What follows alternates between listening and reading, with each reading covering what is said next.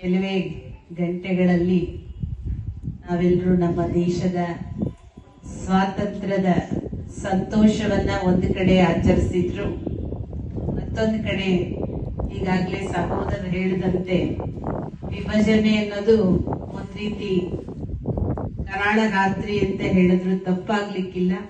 ಆದ್ರೂ ಕರಾಳತೆಯ ಮಧ್ಯದಲ್ಲಿ ಸ್ವಾತಂತ್ರ್ಯವನ್ನ ಸ್ಮೃತಿಗೆ ತಂದುಕೊಟ್ಟು ಸ್ವಾತಂತ್ರ್ಯದ ಸಂತೋಷವನ್ನ ಆಚರಣೆ ಮಾಡದೆ ನಮ್ಮ ಭಾರತೀಯ ಸಂಸ್ಕೃತಿ.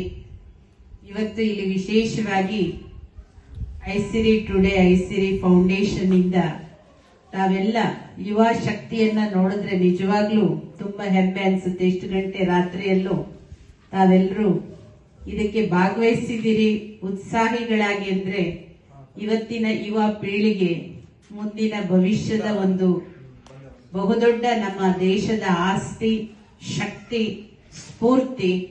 ಅದಕ್ಕೆ ತಾವೆಲ್ಲರೂ ಸಾಕ್ಷಿಯಾಗಿದ್ದೀರಿ.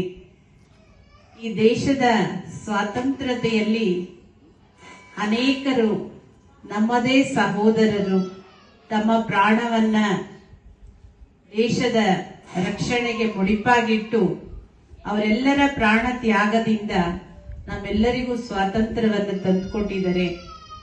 ಗಾಂಧೀಜಿಯವರ ರಾಮರಾಜ್ಯದ ಕನಸು ಇವತ್ತು ಕನಸಾಗಿ ಉಳಿದಿದೆ. ಅದನ್ನ ನನಸನ್ನಾಗಿ ಮಾಡುವಂತಹ ಸೇವೆ ಅದು ಯಾರು ವ್ಯಕ್ತಿಗಳು ಮಾಡಕ್ ಸಾಧ್ಯ ಇಲ್ಲ ಅನ್ನೋದು ಸ್ಪಷ್ಟವಾಗುತ್ತೆ.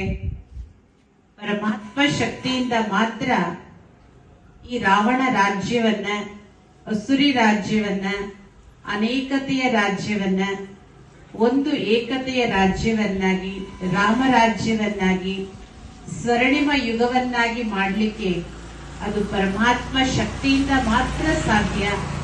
ಆ ಒಂದು ಕಾರ್ಯ ಈಗಾಗಲೇ ನಮ್ಮ ವಿಶ್ವದಲ್ಲಿ ಎಲ್ಲ ಕಡೆನೂ ನಡೀತಾ ಇದೆ. ಅದರಲ್ಲಿ ತಮ್ಮೆಲ್ಲರ ಸಹಕಾರ ತುಂಬಾ ಅವಶ್ಯಕ.